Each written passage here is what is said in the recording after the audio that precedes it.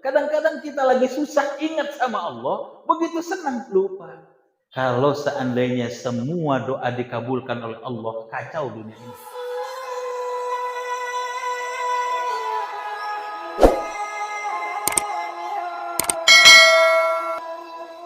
Di dalam Al-Quran tidak ada satu ibadah pun yang dimulai dengan kata hafidhu. Hafidhu ala sholawati wa sholatil wusta. Jagalah, tidak ada perintah tuh dalam Al-Quran untuk ibadah. Jagalah puasamu, tidak ada. Jagalah hajimu, tidak ada. Yang ada hafidhu ala sholawat, jagalah sholat. Maka pertama ingin saya sampaikan adalah untuk sholat wajib dibagusin. Jangan diperbanyak sholat wajib. Ya, Ustaz, subuh 2 Ustaz, kurang gitu. 4 rakaat enggak diterima. Untuk sholat wajib bagusin. Untuk sholat sunnah diperbanyak. Maka cocok nih judulnya ini. Sempurnakan sholatmu dengan sholat sunnah. Nih, saya ingin mulai dari awal. Ada pengertian yang dianggap orang jadi kebiasaan. Saya ingin tanya, apa itu sunnah dalam fikih? Bahasa mudah. Apa itu sunnah? Dikerjakan, berpahala, ditinggalkan, tidak berdosa atau tidak apa-apa. Betul? Ini Tuhan kita sedang hati. Begitu tanya, yuk sholat sunnah. Enggak. Kenapa kan sholat sunnah? Enggak apa-apa. Dan enggak berdosa. Nah, karena ini nih, karena pengertian fikih ini yang kita pegang, maka kita malas melakukan itu. Jangan aja gitu. Habis ini sholatnya diperbagus. Jadi, sebentar.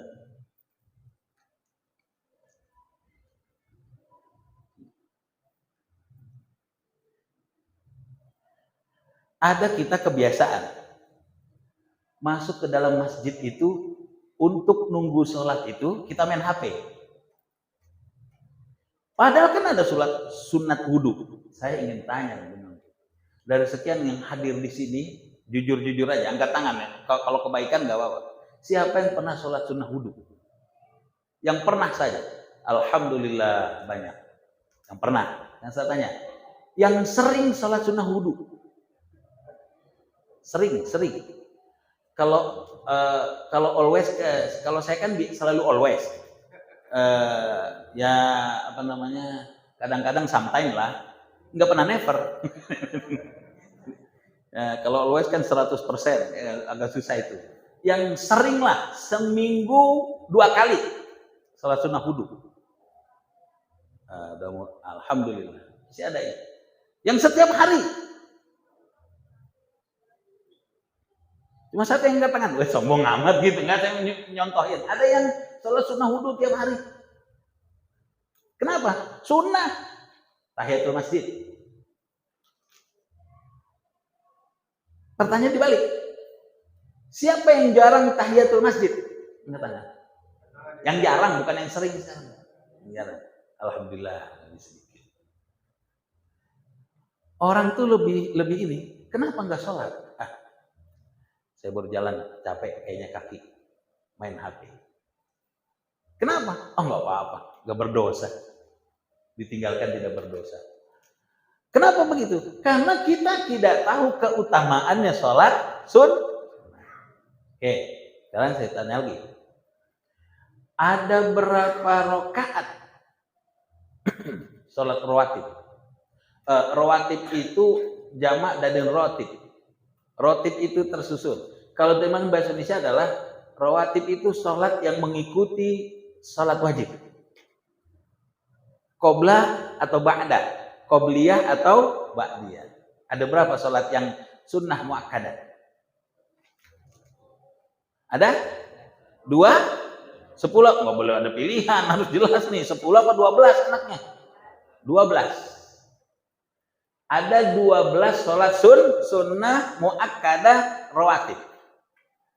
Yo, subuh ada berapa? Setelah apa sebelum? Setelah apa sebelum? Harus sepakat nih. Setelah subuh ada Nggak ada. 2 rakaat. Sudah tahu hadisnya tentang sholat subuh, sholat fajar itu. Sholat rakaatil fajar khairun minad dunya. Coba bayangkan tuh. 2 rakaat fajar. 2 rakaat fajar itu atau orang istilahkan qobliyah sebelum qobliyah subuh, maaf. Udah qobliyah sebelum lagi. Sebelum sholat subuh, pahalanya lebih baik daripada dunia dan isinya. Kita masih nggak sholat nih. Mau hadis yang mana lagi? Ini subuh. Zuhur ada berapa? 4 yang mana? 2 qobla, 2 ba'da. 4 qobliyah, 2 ba'diyah. Ya, tenang, kali aja bener kan, nggak masalah. 4 apa 2? Sebelum zuhur, sebelum zuhur. Sebelum zuhur 2 apa 4? Bener yang itu, 4. 4 rakaat sebelum zuhur. Udah berapa tuh? 2 subuh, 2 sebelum zuhur. 6. Mana lagi? 2 rakaat setelah zuhur. Udah berapa? 8. Mana lagi? 2 rakaat sebelum asar ada? Sebelum asar ada? Kalau di fikih nggak ada itu. Dalam hadis nggak ada. Asar nggak ada sholat qobliyah dan ba'diyahnya. Maghrib ada? Setelah apa sebelum? Setelah maghrib 2. Isya sebelum atau setelah? Setelah isya 2. Pas 12. Saya ulang sekali lagi. 2 sebelum subuh, 4 sebelum zuhur, 2 setelah maghrib, 2 setelah zuhur, 2 setelah maghrib, 2 setelah isya. Pas 12. Ustaz, ada yang bilang katanya asar ada Ustaz 2. Ya, tapi itu sholat mutlak. Tidak disepakati ulama. Mana dalilnya? Dalilnya saya kurang hafal. Ini orang gemuk susah kalau duduk yang ini, terlalu nikmat. Kalau begini nggak masalah kan Ustaz? Ini dari hadis Aisyah. Man sabara alas natai asrata rakaatan, barang siapa yang lazim sholat 12 rakaat, banallahu azza wa jalla baitan fil jannah, akan dibangun di surga apa? Rumah atau istana. Yang sholat 12 rakaat dibangun oleh Allah istana di surga. Coba bayangkan, kurang nih. Kalau tadi kan lebih baik dari surga dan isinya, sekarang dibangun sama Allah istana yang sholat 12 rakaat. Masih kita tinggalkan. Terus kata Aisyah, arba'an qabla zuhur, rakaataini ba'da zuhur, rakaataini ba'dal maghrib, rakaataini ba'dal isya, wa rakaataini qabla al-fajr. Ada hadis lain Ummu Habibah. Siapa Ummu Habibah? Istri Rasulullah sallallahu alaihi wasallam. Kata beliau radhiyallahu anha, man shalla sintai asyrata. Kalimatnya berbeda. 12 rakaat sama. Banallahu baitan fil jannah. Dibangun oleh Allah rumah istana di surga. Yang sholat 12. Kita nih biasanya nih sholat. Kita hitung aja. 2 subuh mah insya Allah nggak ditinggalin. Karena tahu fadilahnya kan. Kemudian zuhur, ya sebelum zuhur hampir tidak pernah. Biasanya ba'da zuhur 4. Ba'da maghrib 6. Ba'dal kurang 4. Yang menyertai sholat-sholat wajib itu harus 12. Kalau 8 dibangun juga rumah, cuma nggak lengkap. Kira-kira kita dikasih rumah nggak lengkap, nikmat atau tidak? Oh, rumah megah luar biasa dari emas dan permata, pintunya nggak ada. Anggap lagi yang itu, gentengnya nggak ada. Wah susah tinggal di rumah itu. Seorang raja nggak tenang itu tinggal di istana yang tidak pakai genteng. Nah kalau mau lengkap kan 12. Hah? Nah itu yang mantap itu kalimatnya. Jadi udah di surga udah aman. Enggak apa-apa lah dia emper-emperan begitu.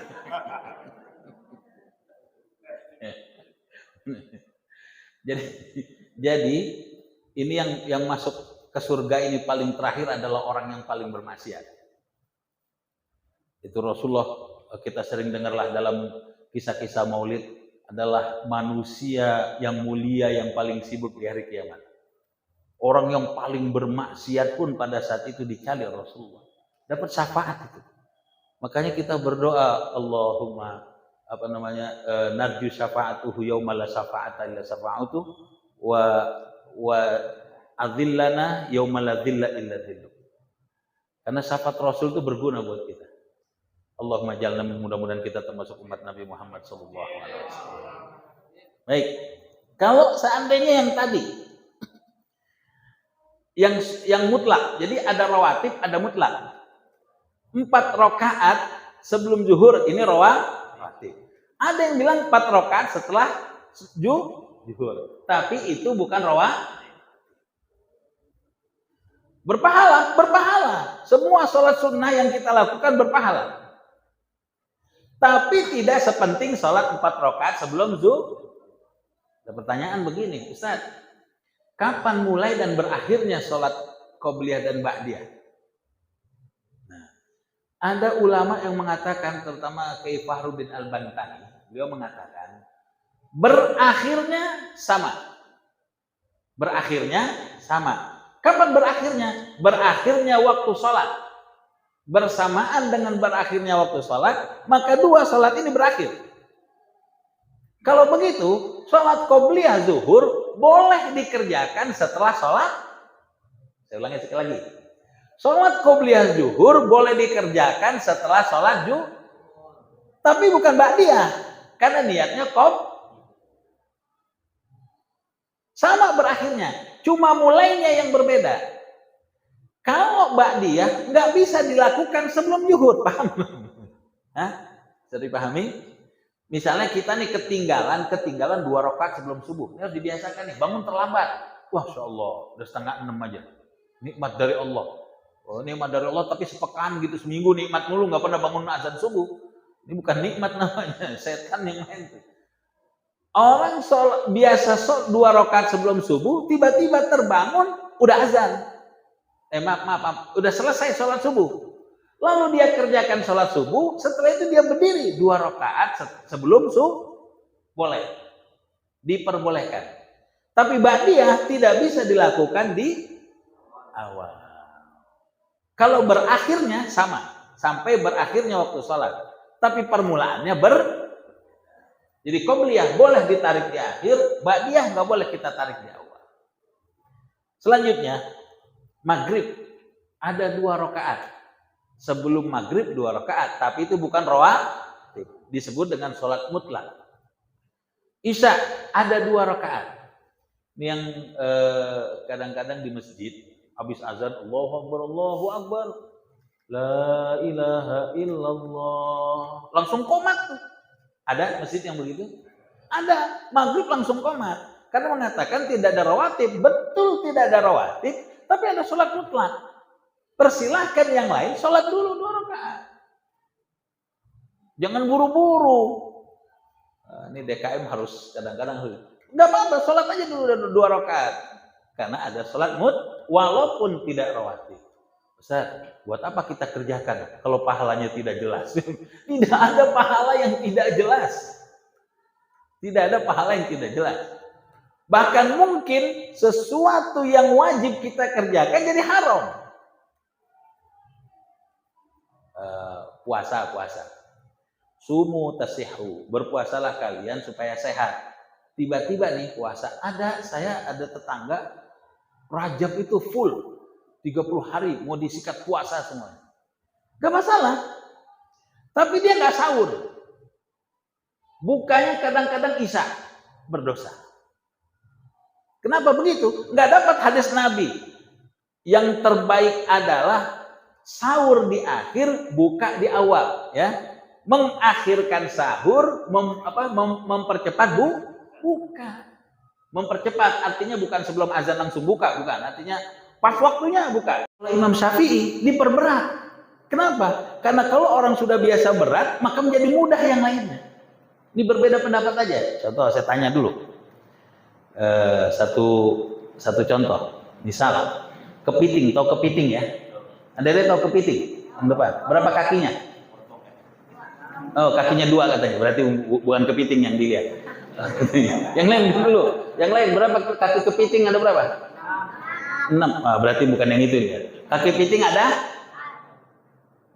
8. 8 apa 6? Kok jadi salah sih dan ragu?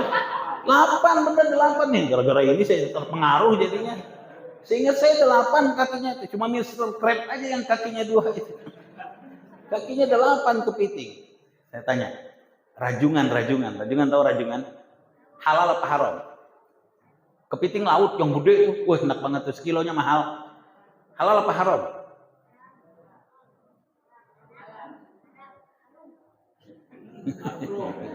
Itu kalau udah dimasak harum, kan saus padang, saus tiram itu baru harum. Ini belum nih kira-kira nih. Kepiting halal apa haram?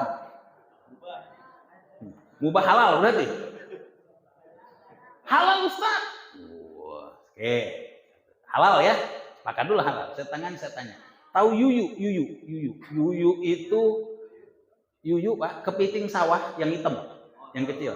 Kepiting hitam itu di sawah, yang hitam pokoknya. Saya tanya sekarang, halal apa haram? Kok berubah nih? Kan sama-sama kepiting, kakinya sama-sama 8. Yang tadi itu halal karena enak dimakan. Ustaz, yang itu haram, kenapa? Nggak enak. Oh, pikir kan nggak bisa begitu.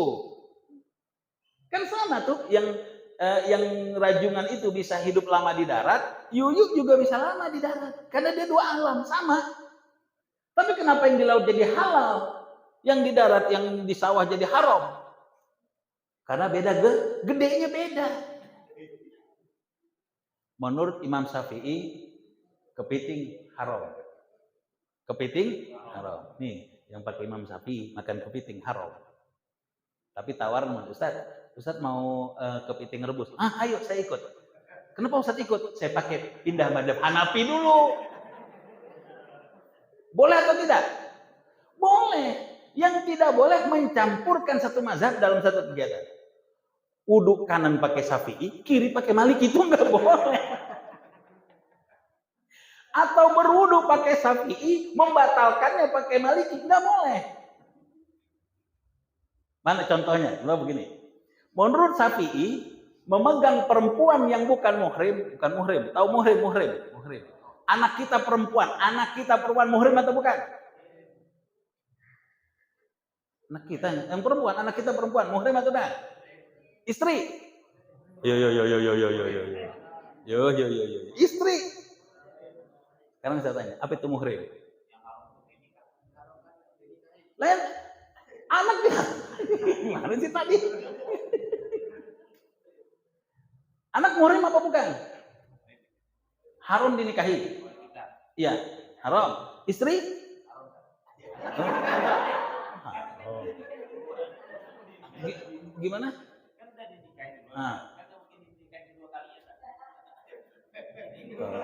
Susah. Ini mazhab baru. Namanya mazhab binafsi. Maaf. Jadi istri itu muhrim. Anak, sorry. Anak, mana sih yang muhrim? Jadi saya bingung. Anak muhrim atau bukan? Oh ya, muhrim. Istri? Bukan. Jadi kita nyentuh anak nggak batal kalau Syafi'i. Kalau nyentuh istri, batal. Nah, bagaimana supaya nggak batal? Pindah mazhabnya. Boleh. Bagaimana ketika kita tawaf? Ada yang pernah pergi umroh, Pak? Yang pernah pergi umroh, Ibu? Ada ya? Saya ingin tanya, berapa jarak antara tempat untuk mutawif, atau tawaf itu dengan tempat wudu? Jauh benar.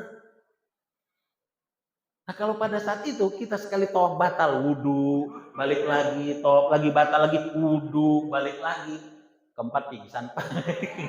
Karena jarak muter sama jarak wudhu mungkin jauhan jarak wudhu. Sampai di Madinah itu kalau wudhu pakai tangga jalan ke bawah tuh. Kenapa? Jauh benar. Saking luasnya lah di sana. Ya Allah, Allahumma jalan, mudah-mudahan kita bisa berangkat ke rumah Allah. Itu kenikmatan yang luar biasa itu. Kalau misalnya ada tawaran umroh bagi jamaah sekalian, ini saya mau umroh, waduh saya nggak bisa, datang ke saya. Ustaz mau umroh, insya Allah saya terima. Saya serius. Nah, jadi kita sambung lagi. Bahwa sholat sunnah itu selalu nanti di akhirat menyempurnakan sholat-sholat fardhu. Semua sholat sunnah. Saya ingin sampaikan pada bulan Rajab ini ada hadis Nabi sallallahu alaihi wasallam. Qala Rasul sallallahu alaihi wasallam, "Man istata'a minkum ayyakuna lahu khab'un min amali shalih falyaf'al." Barang siapa di antara kalian yang mampu punya amal solih tersembunyi. Tersembunyi ya. Kalau sholat kan sholat wajib nggak tersembunyi. Kelihatan sama orang. Dan absensi itu sunnah Rasul. Absen itu sunnah Rasul. Kenapa sunnah? Rasulullah ketika habis sholat, dia menghadap para sahabat. Lalu berkata, asyahidun fulan, asyahidun fulan. Ini fulan kemana? Biasanya sholat di sebelah sana. Fulan ini kemana? Dia absen sama Rasulullah. Untuk sholat. Ada sahabat Rasulullah SAW. Dekat dengan Rasulullah SAW. Hampir mungkin tiap hari bertemu Rasulullah. Tapi tidak pernah melihat Rasulullah. Siapa dia? Ummu Maktum. Karena dia buta. Lalu dia pengen minta dispensasi kepada Rasulullah. Ya Rasulullah, rumahku itu jauh. Perjalanan sekitar 1 jam, bahkan 1 jam setengah. Melewati lembah, yang di lembah itu banyak binatang buas. Aku minta dispensasi Allah, mau sholat di rumah. Awalnya Rasulullah ingin mengabulkan. Tapi Rasul berkata, asamitan nida, bukan melihat, dia karena nggak bisa melihat. Apakah engkau mendengar azan? Sami itu ya Rasulullah, wajib datang ke masjid. Coba bayangkan, saking pentingnya sholat berjamaah itu. Ummu Maktum itu kalau sholat lebah binatang buasnya banyak. Tapi kenapa Rasulullah menyampaikan asamitan nida, kamu dengar azan, kalau dengar datang ke sini. Itu artinya setiap yang kita lakukan ibadah karena Allah, semua makhluk Allah itu akan menyertai kita. Cuma masalah kita nggak yakin aja. Tidak yakin kepada Allah. Saya ingin ada satu berita, mungkin keluar dari apa yang kita bicarakan, tapi mudah-mudahan bermanfaat. Tapi udah 8:30 bisa. Hah? Al-waktu. Ini masalahnya jam 9.36 waktu Indonesia bagian istirahat malam. Selesai jam 6. Kalau mahasiswa bisa tidurnya jam berapa? Hah? Jam 12. Waduh, kalah jam 12. Bentar.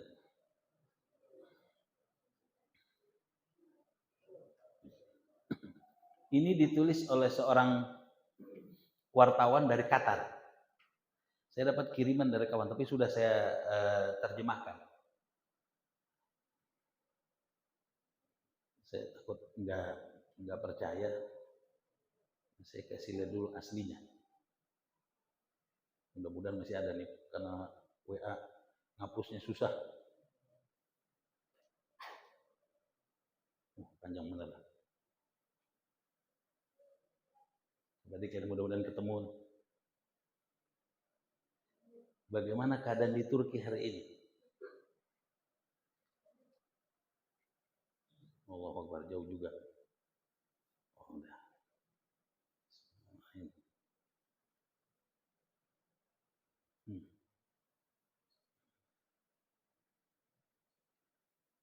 Ini koran ditulis pakai bahasa Arab. Judulnya Waqafatun Ma'azilzal. Waqafat itu apa Ustaz? Apa ya namanya? Yang sesuatu lah yang berkenan dengan ini, yang bisa kita ambil. Renungan. Mungkin renungan gempa. Ini ditulis oleh wartawan dari Qatar. Kalau saya bacakan bahasa Arabnya, ini bukan semua paham apa tidak, karena saya juga minta terjemahan. Jadi kita ambil yang terjemahannya saja. Yang pertama, suatu saat ada seorang pemuda, dia terjebak di lantai 1. Gedung itu 7 lantai. Tapi dia terjebak di lantai 1. Selamat, tapi tidak bergerak kemana-mana. Pakai eskavator gitu. Sudah terlihat nih orangnya. Yang pertama kali dia bilang, yang buat kita merinding dan menangis, turunkan dulu air buat saya. Karena kejadian gempa itu jam 4 pagi, sebelum sholat subuh. Baru ditemukan itu jam 8 atau jam 9. Dia belum sholat. Karena nggak bisa bergerak, tertindih tapi hidup. Di lantai 1 dari 7 lantai. Kenapa Ustaz mesti begini? Kan bisa begini. Nggak bisa, udah runtuh. Jadi harus naik ke atas gitu. Ditakdirkan Allah selamat. Dia bilang, turunkan saya air, saya mau sholat. Di mana kita? Coba bayangkan. Kita dalam keadaan aman, gempa jauh, tapi kita ke masjid. Coba bayangkan tuh. Pemuda ini minta air untuk sholat terlebih dahulu, karena dia tinggalkan. Padahal pada saat itu dia biasa bertayamum. Tapi dia tidak lakukan. Dia minta air, sampai ada air, dia bersolat. Sholatnya mungkin bukan adaan, kodoan mungkin saat itu. Nah, jadi di Turki ini yang sekarang saya melenceng dikit, Ustaz boleh ya? Berdasarkan surat ini, yang kita ambil jadi renang itu, ada seorang pemuda lagi. Ini di TV Qatar. Ketika diwawancarai di sana, dia ngontrak. Dia seorang mahasiswa, ngontrak di apartemen. Nggak sanggup bayar. Lalu dia diusir sama yang punya kontrakan. Sehari setelah dia diusir, gempa terjadi, rumuh kontrakannya. Dan di berita itu, yang pemilik kontrak ini memiliki 30 kontrakan. 30 gedung, 30 gedung kontrakan. Semuanya runtuh. Yang Allah takdirkan pada saat itu, pemuda dan pemilik kontrakan sama-sama berdiam di bawah tenda penampungan. Coba bayangkan itu. Ketika Allah membalikkan begitu, ini dikisahkan nih dua-duanya nih, yang kontrak sama yang punya kontrakan sama-sama di penampungan. Apa yang kita banggakan di hadapan Allah? Ada pertanyaan begini, Ustaz, kenapa ya gempa itu terjadi di Turki? Saya maunya di Israel, di Amerika, di Cina lah sekalian hancur sama nuklir-nuklirnya. Itu kan kemauan kita. Allah berfirman dalam Al-Quran, Afa amina ahlul qura ayatiya ba'suna bayatan wa hum naimun. Ini kata Allah nih. Apakah penduduk negeri itu merasa aman dari bencana yang aku berikan? Bayatan waktu malam, wa hum naimun, lagi tidur. Di mana itu? Jogja. Jam 3 pagi gempa rubuh. Sedang mereka sedang tertidur.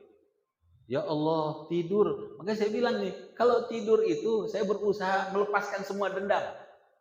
Yang tadi kita marah, yang tadi belum kita, nggak ada gunanya itu. Tidak ada yang lebih baik kita menangis minta maaf di pundak seseorang ketimbang kita minta maaf datang ke pusaranya. Nggak ada gunanya. Lebih baik satu bunga tangkai kita bawa untuk minta maaf ketimbang kita datang ke makamnya bawa karangan bunga yang banyak. Tidak ada manfaat. Apalagi sama orang tua. Lebih baik pada saat itu kita menangis ketimbang kita menangis di pusaranya. Makanya waktu tidur hilangkan dendam. Dan ini ada kisahnya dan ada hadisnya.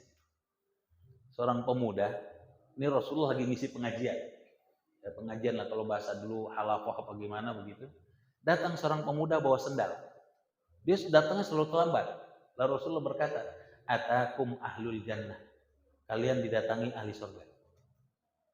Semua sahabat nengok ke belakang. Semuanya itu, hatta Abu Bakar. Siapa yang nggak kenal dengan Abu Bakar itu? Nengok ke belakang. Terus santai aja, duduk di belakang. Begitu pas pekan yang kedua nih, hari kedua datang lagi. Atakum ahlul jannah, kalian didatangi ahli surga. Semua nengok sampai 3 kali. Utsman bin Hatam ini merasa apa ya? Kepo mana? Apa sih amalan orang tersebut? Dia datang ke rumahnya, singkat cerita niat bermalam. Pengen tahu nih amalan apa yang dikerjakan. Amalannya sama. Ya mulai 2 rakaat sama. Sholat juga kepada Rasulullah. Sama. Tidak ada lebihnya dengan yang lain. Setelah 3 hari dia nggak dapat jawaban. Penasaran dia. Lalu tanya, apa amalannya?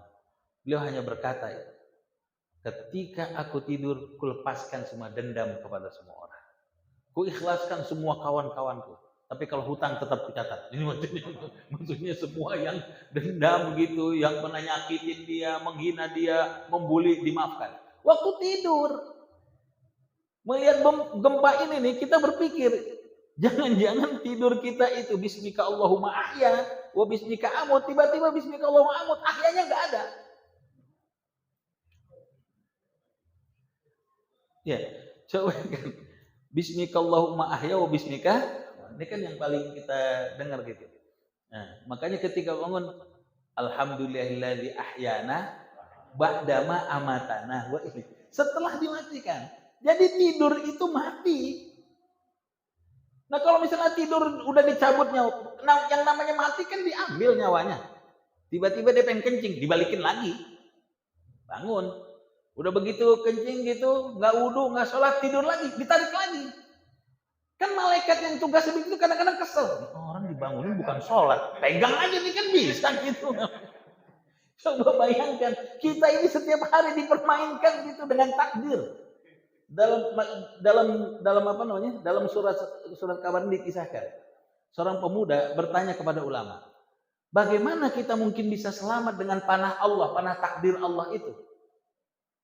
Lalu ulama itu berkata, orang soleh berkata, mendekatlah kepada yang memanah.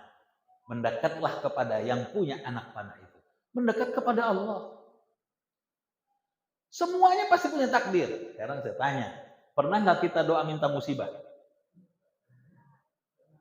Ini jawabnya nggak kompak nih. Pernah nggak kita doa minta musibah? Berarti berbohong nih. Pernah ikut tahlil di akhir surat Al-Baqarah? Ayat terakhir itu apa? Rabbana la tu'akhidna in nasina aw akhtana. Terus Rabbana wala tahmil alaina isran kama hamaltahu 'alal ladzina min qablina. Ini doa minta musibah. Oh, belum lihat artinya. Ya Allah, ini bahasa bebas nih. Kalau kau kasih musibah ya Allah, yang ringan-ringan aja ya Allah. Ini belum pernah baca apa nih? Ada yang megang mushaf, ada terjemahannya? Coba kita buka. Rabbana la tu'akhidna in nasina. Ya Allah, jangan diganjar kalau kami lupa. Terus Rabbana wala tahmil alaina isran kama hamaltahu 'alal ladzina min qablina. Ya Allah, janganlah kau berikan kepada kami apa yang kau berikan kepada orang-orang terdahulu. Itu kan minta musibah, cuma jangan berat-berat. Ya Allah, kalau sakit boleh ya Allah, tapi koreng aja. Nah, itulah contohnya gitu. Kasih mau gitu, jangan berat-berat. Ada nggak orang dikasih koreng tapi berat? Ada. Nabi Ayub. Habis harta, habis badan. Coba bayangkan itu. Iya. Koreng semuanya. Orang mendekat bau, jijik, penanah dan lain sebagainya. Diminta ya Allah, jangan seperti Nabi Ayub.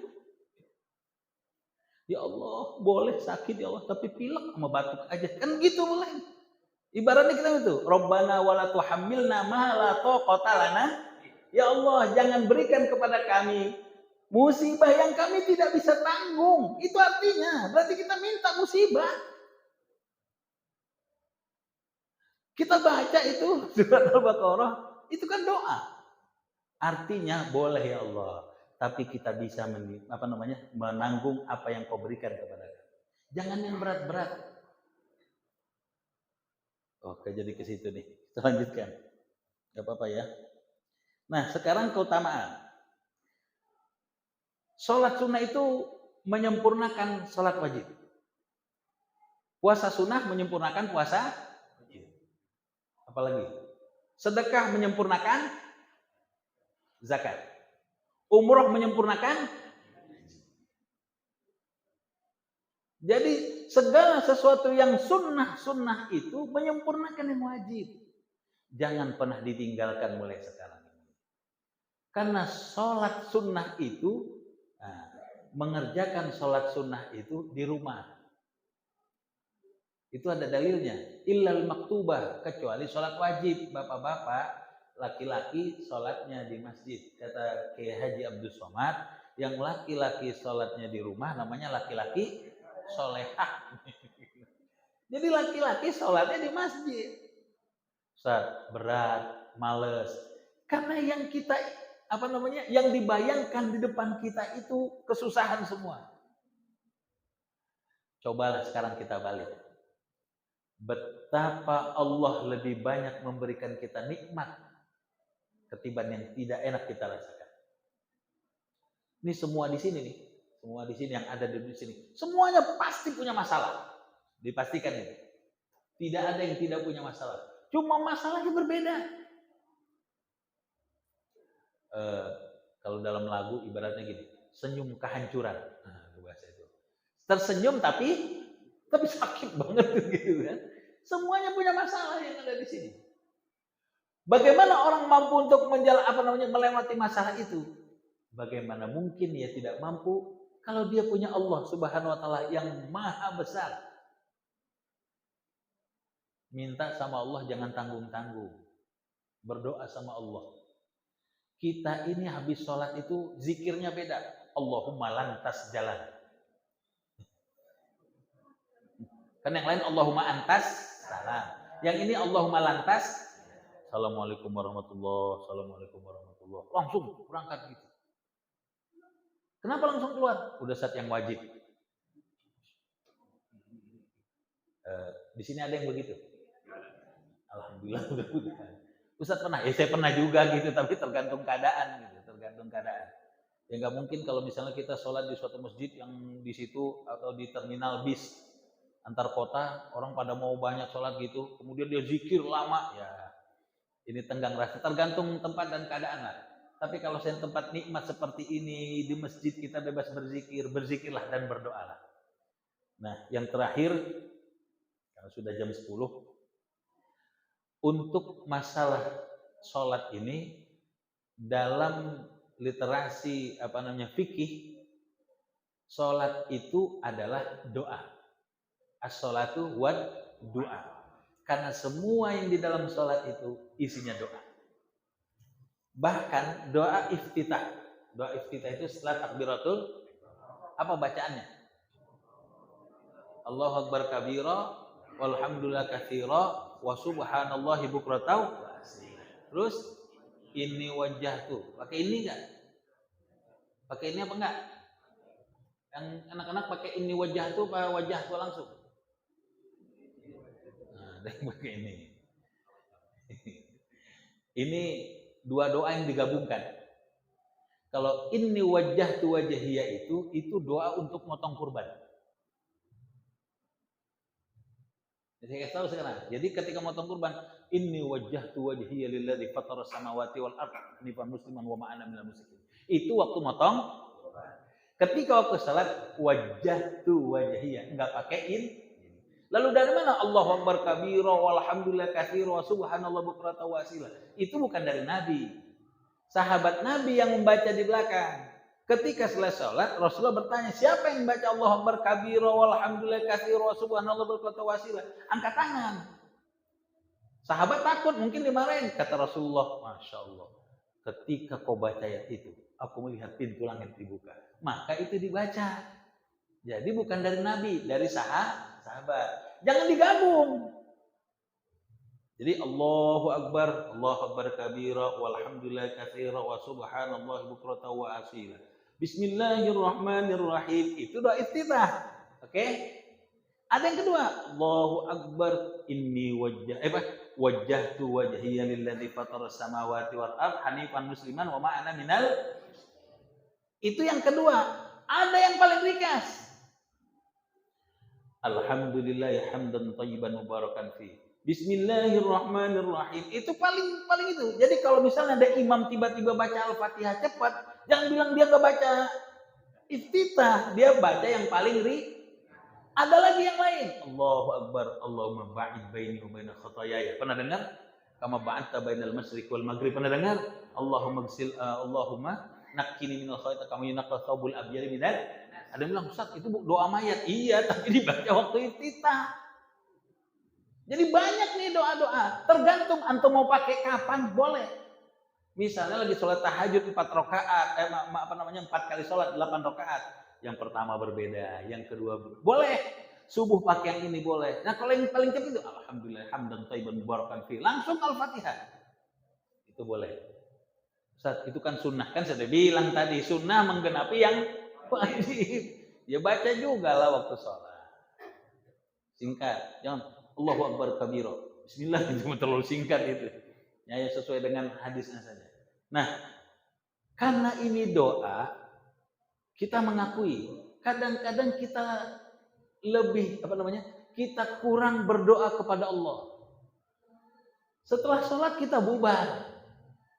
Setelah sholat ba'diyah kita nggak duduk tuh, nggak berzikir, nggak angkat tangan, hampir tidak pernah. Sholat witir, iya, doa nggak, hampir tidak pernah. Ustaz, saya mah berdoa terus Ustaz, tapi nggak pernah dikabulin. Ada mungkin merasa begitu. Saya ngasih 2. Yang pertama, Allah tahu kebutuhan kita, tapi Allah belum tentu mengabulkan permintaan kita.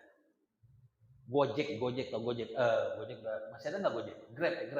Grab nih pakai motor. Dia bilang, ya Allah, saya nggak punya usaha, ya Allah, udahlah, saya nyicil motor setiap bulan 700.000.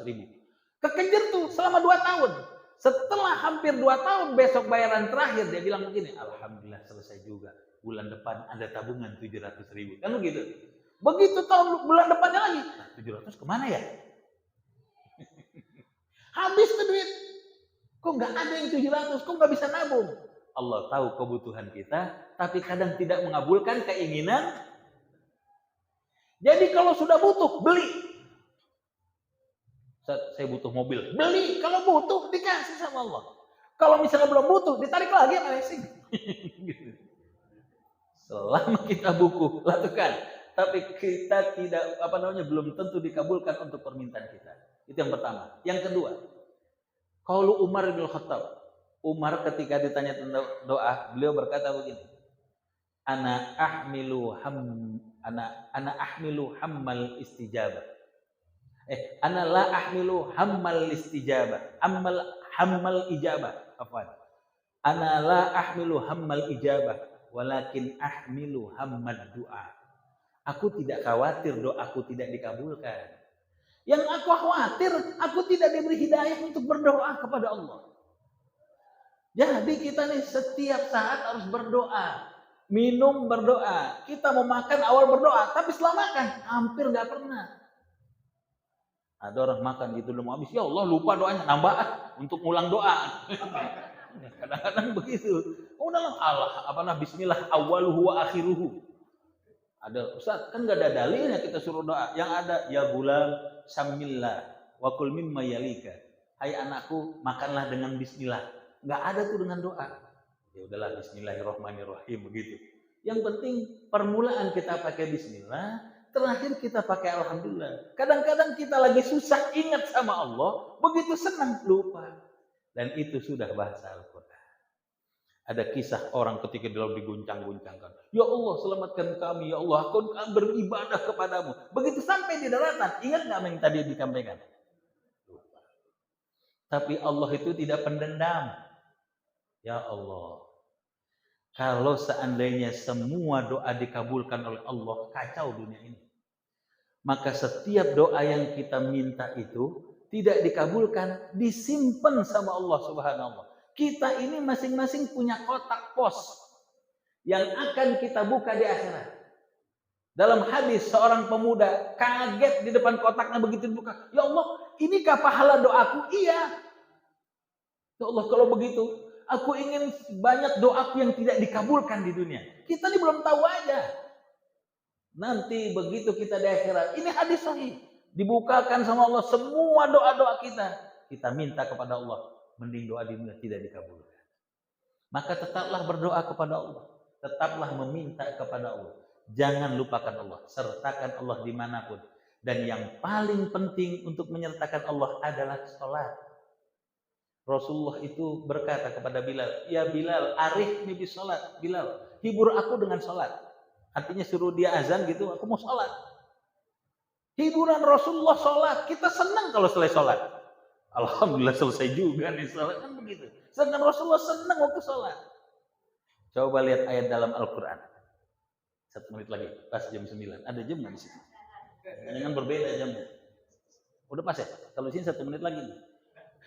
Yang terakhir, Allah berfirman dalam Al-Quran, Aqimis sholata lidzikri. Dirikanlah sholat untuk mengingat. Kita mah terbalik. Begitu kita takbiratul ihram, yang pertama kali kita lupakan Allah. Allahu Akbar. Itu kunci mobil di mana ya tadi? Kalau kunci mobil tuh. Serius benar? Allahu Akbar. Hujan jemuran belum diangkat. Tuh ingat tuh. Ya Pak ya. Allah. Ya benar, saya juga begitu tuh. Allahu Akbar. Tadi udah bayar belum? Nih kita ingat tuh. Semua yang kita lupa waktu sebelum sholat, begitu takbiratul ihram kita ingat. Jadi ada kata pepatah, kalau Anda lupa sholat. Bayangkan betapa kejamnya kita terhadap Allah. Tapi Allah tidak pendendam. Terus aja sholat. Yang begini, Pak Ustaz, saya belum pernah khusus sholatnya, jadi saya nggak sholat. Itu juga salah. Teruslah sholat. Bedanya dengan buatan manusia. Harus bedakan dulu. Segala yang diciptakan sama Allah itu dari kecil sampai besar. Dari bayi sampai pokoknya ciptaan Allah nih. Tapi ciptaan manusia dari besar menjadi kecil. Kita pernah beli sendal Neckerman. Karfil buat naik gunung. Kalau setiap hari dipakai, tipis kan? Tipis, habis. Tapi Neckerman, kita pergi jalan tanpa sendal, tambah tipis, tambah tebal. Tambah tebal tuh. Semua ciptaan Allah itu dari kecil sampai besar, itu buatan Allah itu. Iya serius. Sekarang begini, Anda mau sholat, kira-kira pertama kali sholat itu senang, menyenangkan atau tidak? Pertama kali sholat, diajak sholat, menyenangkan atau tidak? Saya yakin nggak? Saat sholat tahajud, saya tahajud. Allah, nggak ada rasanya sholat tahajud itu pertama. Hari kedua, hari ketiga, hari keempat, menetes air mata. Maka Rasul bersabda dalam sebuah hadisnya, Rajulun Zakarullah khalian fafadat aina. 7 golongan yang mendapat naungan Allah itu. Laki-laki yang berzikir dan Allah sendiri, gak ada orang tahu. Fafadat aina. Malam-malam nangis tuh. Lalu berkata, kok saya nangis ya? Ternyata sholat itu nikmat. Berbeda dengan buatan manusia. Kalau kita minum, dalam ilmu ekonomi ada namanya titik equilibrium. Saya lupa titik itu. Jadi namanya titik impas. Suatu saat kita capek berolahraga atau lagi puasa, dapat es limun, es buah. Gelas pertama nikmatnya luar biasa, 100%. Gelas kedua nikmatnya mulai berkurang. Ketiga, keempat, keenam kita tolak. Masih nikmatnya yang keenam. Itulah bedanya manusia dengan ciptaan Allah. Kalau Allah itu dari kecil sampai besar, manusia dari besar, maka jangan pernah tinggalkan Allah. Dan salah satu yang paling dekat adalah mendekatkan Allah dengan mendirikan salat. Wallahu a'lam wa ilmu atam wa fawqa kulli dzi ilmin alim wa sallallahu ala sayyidina Muhammadin wa ala alihi wa sahabatihi wa sallam walhamdulillahi rabbil alamin.